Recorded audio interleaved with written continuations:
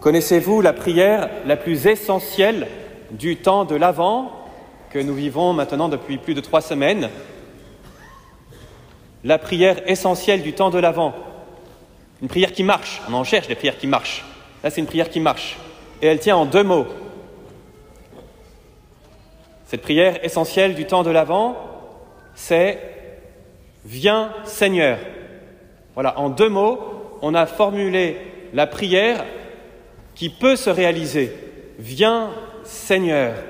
C'est la prière du temps de l'Avent. J'espère que vous l'avez priée depuis que nous sommes entrés dans ce temps de l'Avent.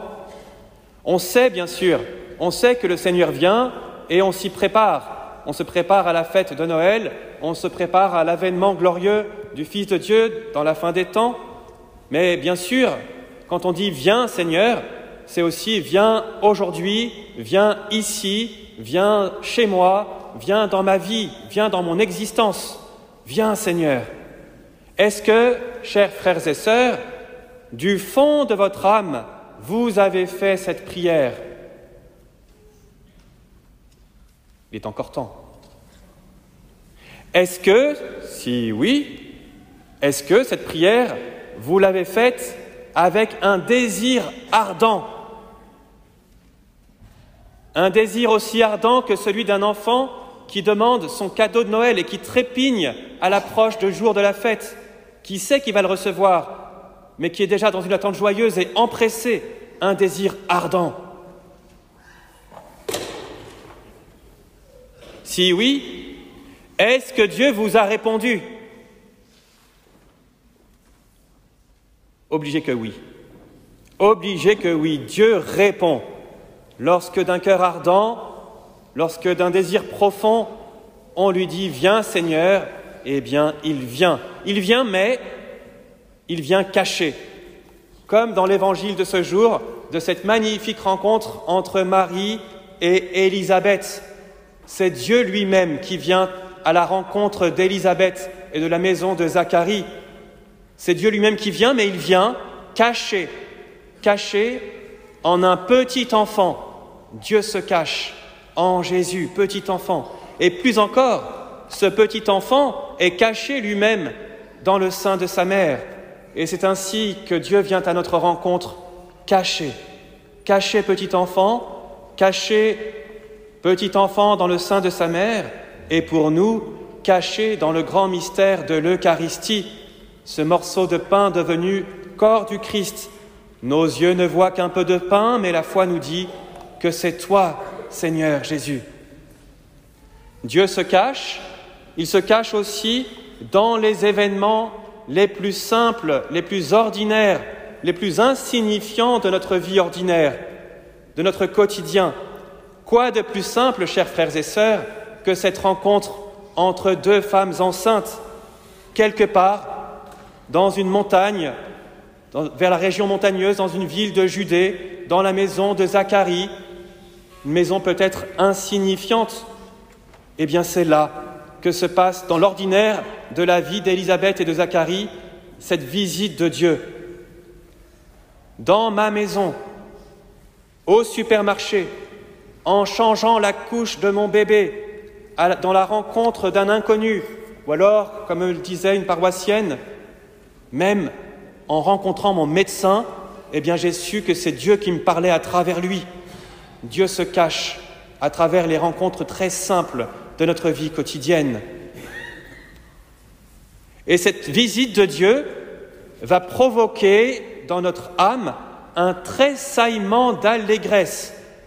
Dans une âme bien disposée, la visite de Dieu provoque un tressaillement d'allégresse. Vous l'avez entendu, dans l'Évangile, il y a un enchaînement de joie. Marie entre dans la maison, elle prononce une parole de salutation, « Bonjour, paix à cette maison », et Élisabeth témoigne, « Quand j'ai entendu tes paroles de salutation, l'enfant que je porte, le futur Jean-Baptiste, a tressailli d'allégresse en mon sein. » Et puis, nous dit saint Luc, alors c'est Élisabeth qui est remplie d'Esprit Saint. Et ensuite, cette joie va être communiquée à la Vierge Marie. Vous voyez la boucle? Marie prononce une parole de salutation, l'enfant qui est en Élisabeth tressaille d'allégresse, Élisabeth est remplie de l'Esprit Saint, Marie elle-même elle va être remplie de joie. Et cette joie vient donc de Dieu fait homme que porte Marie. Tressaillement d'allégresse dans l'âme bien disposée. C'est quoi un tressaillement d'allégresse? C'est une vibration de joie dans notre âme, une vibration de joie comme ça.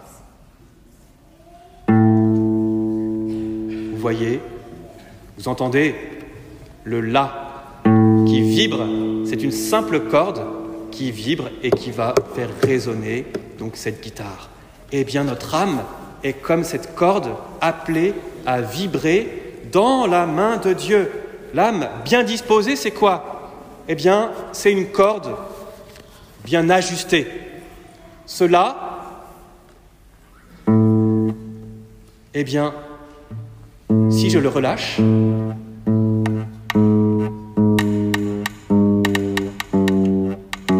si mon âme est relâchée,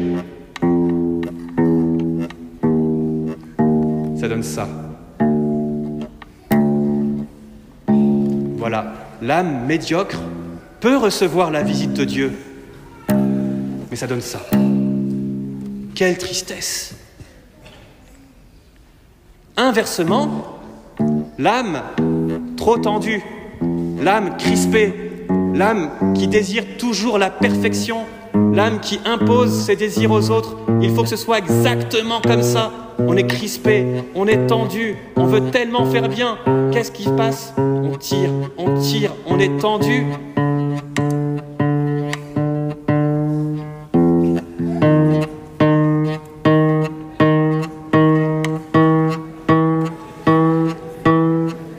Je m'arrête là. Elle va craquer, elle va lâcher. Eh bien, on lâche, notre âme lâche aussi. Clac! Lorsqu'on est trop tendu. Et Dieu ne peut plus jouer avec nous.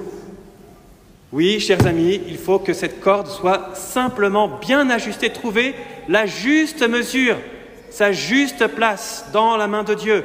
Et si je suis un La, je me réjouis d'être un La et de ne pas être un Mi.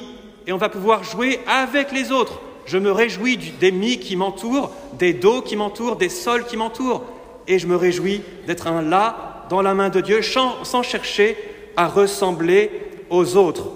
L'âme trop relâchée ne donne rien, l'âme trop tendue, trop crispée explose, l'âme bien ajustée donne la juste note dans la main de Dieu. Oui, la prière principale du temps de l'Avent, c'est « Viens Seigneur », mais ce « Viens Seigneur » s'accompagne nécessairement de la prière du psaume que nous avons chanté « Fais-nous revenir Seigneur ». Fais-moi revenir, viens et fais-moi revenir. Autrement dit, ajuste mon âme à ta volonté. Ajuste mon âme à ta volonté. C'est bien pour cela que vos prêtres insistent et insistent tant sur la confession. La confession, c'est ça. La confession, c'est pas simplement pour se donner bonne conscience ou pour s'accabler davantage de culpabilité en regardant trop fort nos fautes. La confession consiste juste à dire « Seigneur, mon âme n'a pas été ajustée à ta volonté et je viens retrouver simplement cette juste note. Je veux être ajusté à toi parce que je me rends compte que je ne l'ai pas été. » Alors, dans toutes nos détresses, dans nos plus profondes tristesses, notre âme peut vibrer de joie et même de la paix de Dieu. Même si au fond de moi je ressens de la tristesse, Dieu peut me donner sa joie et sa paix. Chers amis, je vous propose aujourd'hui d'enraciner dans votre cœur une conviction. Vous l'avez cette conviction, mais il est bon de l'entendre. Dieu, ça va vous sembler tellement logique, Dieu est plus intelligent que nous. Oui, c'est évident. Dieu est plus intelligent que nous. Ça veut dire quoi? Ça veut dire qu'il se sert de tous les événements, même les plus douloureux, même les plus inacceptables, même ceux qu'on n'arrive pas à comprendre. Il se sert de tous les événements pour nous conduire selon son dessein. Dieu est plus intelligent que nous, ça veut dire aussi que quand Dieu dit non, c'est non. Il y a encore des personnes qui me disent « Je sais que Dieu ne veut pas, mais je n'ai pas le choix. » Si Dieu ne veut pas, Dieu ne veut pas. Voilà, tu as le choix. Tu as le choix et tu fais ce que Dieu veut. Donc, une conviction, Dieu est plus intelligent que moi. Et cette conviction doit s'accompagner d'une décision. Je repère une chose qui ne plaît pas à Dieu dans ma vie, ou une chose qu'il attend de moi. Et aujourd'hui, avant Noël, je prends cette décision de m'ajuster à Dieu. D'accord, Seigneur. Nous l'avons entendu dans l'Épître aux Hébreux. Jésus dit « Me voici ». À l'âme qui appelle le Seigneur « Viens, Seigneur », Jésus répond « Me voici ». Et il dit à son Père « Je viens faire ta volonté ». Et il vient nous donner de faire aussi la volonté du Père. Alors prenons aujourd'hui une décision concrète, une décision réaliste pour nous ajuster à la volonté de Dieu. Dire oui à Dieu, c'est dire d'accord. Et dire d'accord, c'est jouer un accord. Bref, chers amis, nous pourrons alors être la musique de Dieu dans le monde. Et c'est ça Noël. Au nom du Père et du Fils et du Saint-Esprit. Amen.